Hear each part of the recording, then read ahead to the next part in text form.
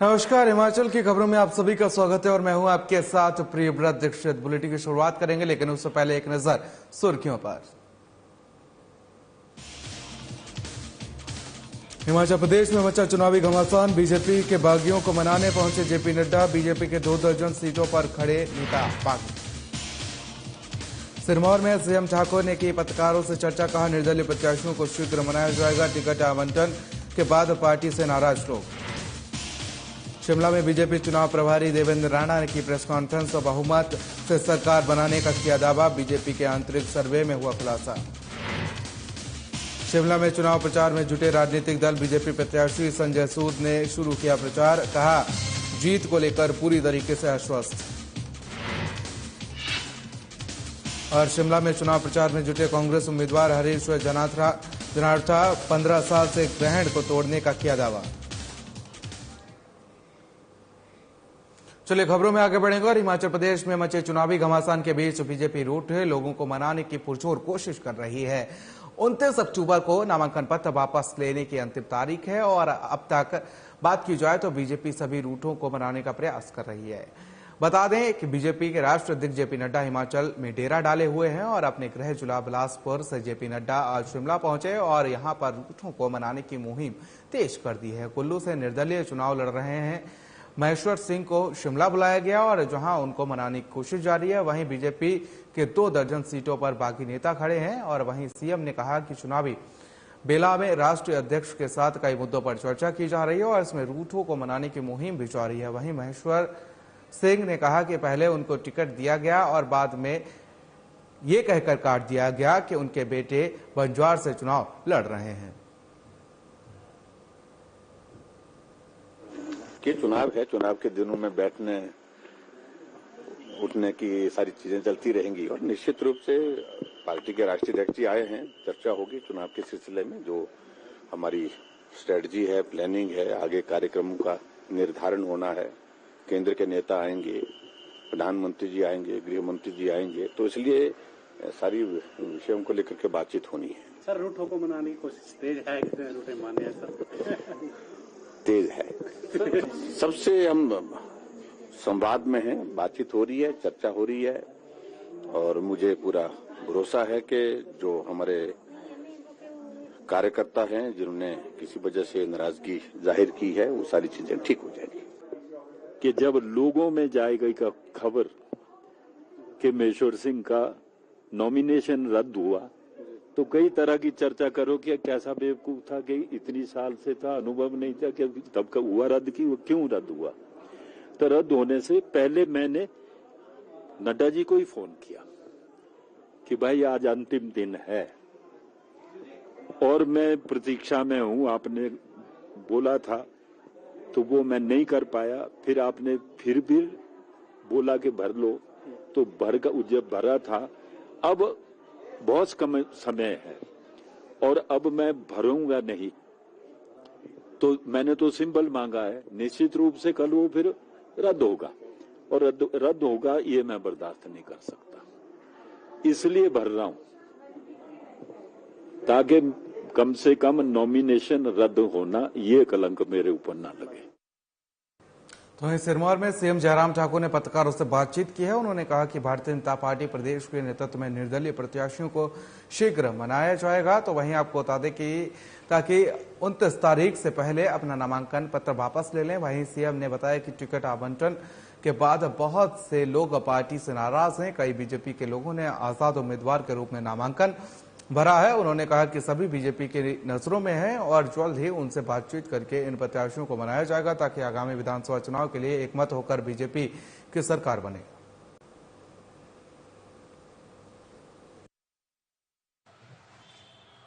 चुनाव के दिनों में स्वाभाविक रूप से बहुत सारे कार्यकर्ताओं की इच्छा होती है कि पार्टी का टिकट उनको मिले, लेकिन उसके बावजूद हमारी पार्टी में एक स्थापित व्यवस्था है कि पार्टी का जो केंद्रीय नेतृत्व, प्रदेश नेतृत्व के साथ चर्चा करने के बाद जो निर्णय करता है वो निर्णय अंतिम होता है। और अब की बार भी हिमाचल प्रदेश में जो निर्णय हुए हैं वो पार्टी के केंद्रीय नेतृत्व के साथ चर्चा करने के बाद जो अंतिम हुए हैं, वो सब लोगों ने नॉमिनेशन फाइल किए हैं लेकिन ये भी बात सत्य है कि कुछ साथियों ने, कुछ पार्टी के कार्यकर्ताओं ने और लोगों ने भी नॉमिनेशन फाइल किए हैं। हम उन कार्यकर्ताओं के साथ संपर्क में हैं, संवाद में हैं, बातचीत कर रहे हैं और बहुत जगह हम उसमें सफल हो गए हैं जहां उन्हें इंडिपेंडेंट कैंडिडेट यानी निर्दलीय उम्मीदवार के नाते अपना नॉमिनेशन फाइल किया था। मुझे उम्मीद है कि 29 तारीख जिस दिन विड्रॉल की डेट है उस दिन बहुत सारे ऐसे लोग जिन्होंने निर्दलीय पार्टी के कार्यकर्ता होने के बावजूद फॉर्म भरे वो वापस लेंगे और भारतीय जनता पार्टी के प्रत्याशी जो पार्टी के केंद्रीय नेतृत्व द्वारा घोषित हैं उनके लिए प्रचार करेंगे, काम करेंगे। तो कैबिनेट मंत्री और जसवा परागपुर से बीजेपी के प्रत्याशी विक्रम सिंह ठाकुर ने नेता प्रतिपक्ष और हरौली विधानसभा क्षेत्र से कांग्रेस के प्रत्याशी मुकेश अग्निहोत्री पर बड़ा हमला बोला है। विक्रम सिंह ठाकुर ने कहा कि अब कोई भी मुकेश अग्निहोत्री को नहीं सुनता है और पहले मुकेश अग्निहोत्री अपनी हरौली सीट से बचा लें क्योंकि हरौली सीट खतरे में है। विक्रम सिंह ठाकुर आज अपने विधानसभा क्षेत्र जसवा परागपुर के रक्कड़ इलाके में डोर टू डोर प्रचार कर रहे हैं और उन्होंने कहा कि यहां कई समाजसेवी लोगों को गुमराह कर रहे हैं, लेकिन जसवा परागपुर की जनता समझदार है और जनता बीजेपी का साथ देगी। वहीं विक्रम सिंह ठाकुर ने कहा कि हिमाचल प्रदेश में बीजेपी के स्टार प्रचारक पहुंच रहे हैं और इसी कड़ी में उनके विधानसभा क्षेत्र के डाडा सीबा में उत्तर प्रदेश के मुख्यमंत्री योगी आदित्यनाथ आ रहे हैं और उनका कार्यक्रम 2 नवंबर को दोपहर 1:30 बजे निर्धारित हुआ है। वहीं उन्होंने कहा कि जसवा परागपुर की जनता ने पहले ही रिवाज बदल दिया था, लगातार दूसरी बार बीजेपी यहां से जीती और अब प्रदेश की जनता रिवाज बदलने जा रही है। प्रदेश में फिर जयराम सरकार रिपीट करने वाली है।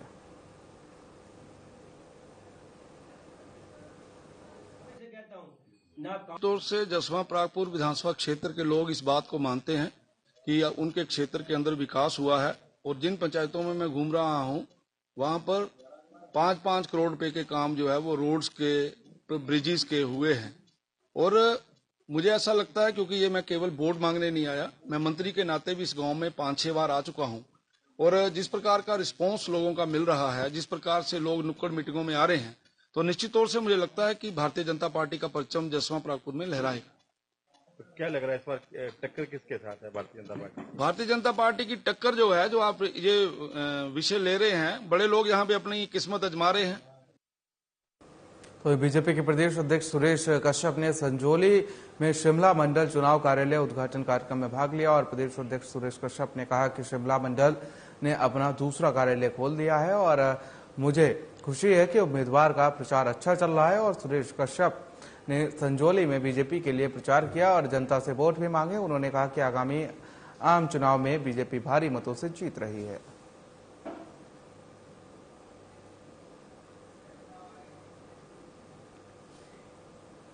तो वहीं साल 2022 के विधानसभा चुनाव के लिए भारतीय जनता पार्टी नए प्रयोग के साथ इतिहास रचने जा रही है। बीजेपी 30 अक्टूबर को सभी 68 विधानसभा क्षेत्रों में एक साथ विशाल जनसभा कर प्रदेश में शक्ति प्रदर्शन करने की तैयारी में है।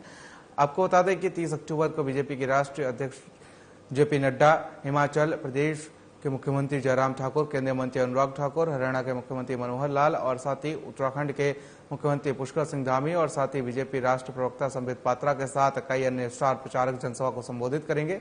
इसके अलावा देश के प्रधानमंत्री नरेंद्र मोदी का 5 नवंबर और 9 नवंबर को हिमाचल दौरा संभावित है।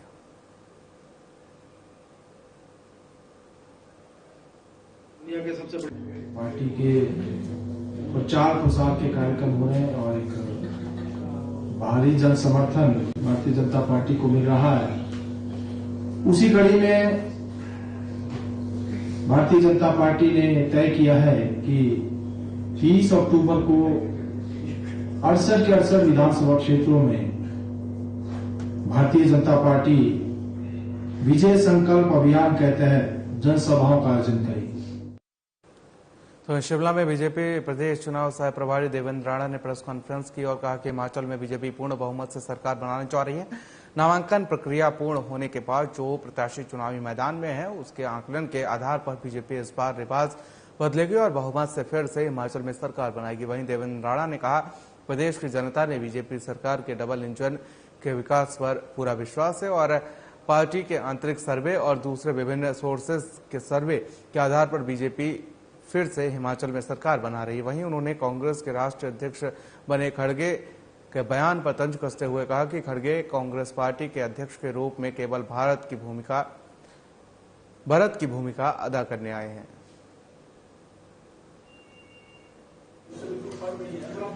और आज जब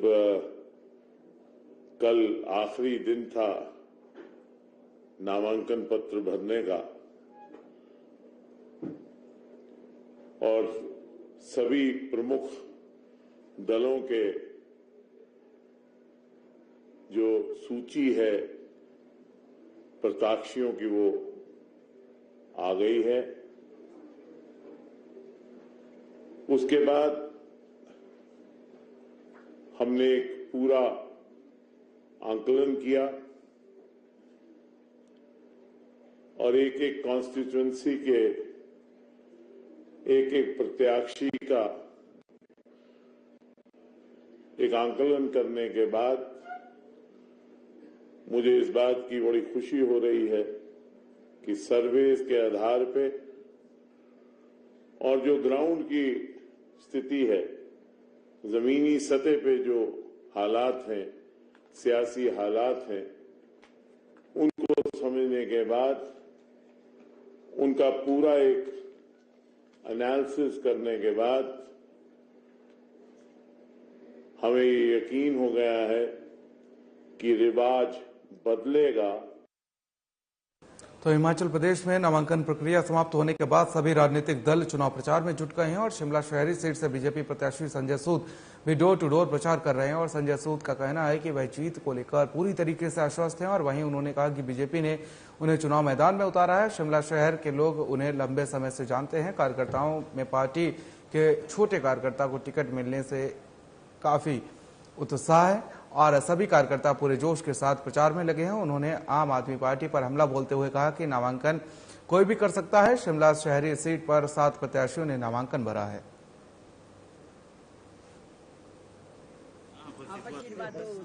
जनता पार्टी ने शिमला शहरी सीट से मुझे प्रत्याशी बनाया है और मुझ पर विश्वास जताया है। मेरे लिए तो ये बहुत ही सौभाग्य की बात है कि मेरी पार्टी ने मुझे यहाँ से प्रत्याशी छोटे से कार्यकर्ता को बनाया है। प्रचार में हम उसी दिन से जुट गए जिस दिन से हमें पता लगा कि भाई मुझे यहाँ से प्रत्याशी बनाया है और कार्यकर्ताओं में बहुत जोश है। शिमला की जनता जो है हमें पहले से जानती है और बहुत प्यार करती है। उस पर मैं कह सकता हूँ कि कार्यकर्ताओं के बल पर और जनता के प्यार से हम 100% सीट को जीतेंगे और जो भारतीय जनता पार्टी ने मेरे पर विश्वास जताया है उस पर हम खरे उतरेंगे। चुनाव तो एक चुनौती रहती है। सामने मेरे को जहां तक जानकारी मिली है 7 प्रत्याशियों ने इस बार नॉमिनेशन भरा है शिमला से। चाहे भारतीय जनता पार्टी हो, चाहे कांग्रेस हो, चाहे कम्युनिस्ट पार्टी हो, चुनाव हमेशा चुनौती रहती है। जहां तक आपने आप पार्टी की बात की, मुझे नहीं लगता है भरने के लिए नॉमिनेशन एक इंडिपेंडेंट भी भर सकता है। और इस बुलेटिन में फिलहाल मेरे साथ इतना है। मुझे दीजिए।